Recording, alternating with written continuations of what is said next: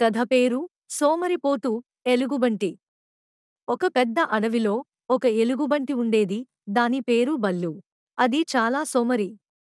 అది రోజంతా చెట్టు కింద పొట్టపెడేసి పడుకుని ఉంటుంది.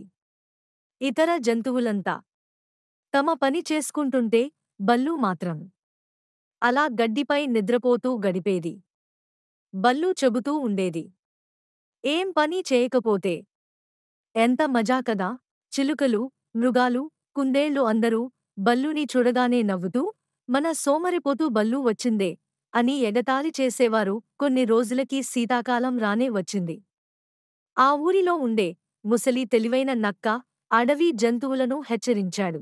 ఈసారి శీతాకాలం చాలా కఠినంగా ఉంటుంది. అందరూ తగిన ఆహారం నిల్వ చేసుకోండి. అందరూ తమ ఇంట్లో తిండి, గింజలు, పండ్లను దాచడం మొదలుపెట్టారు. కానీ బల్లు మాత్రం, ఇంత వేడి లోకం వదిలేసి శీతాకాలం గురించి ఇప్పుడు ఎందుకు ఆలోచించాలి?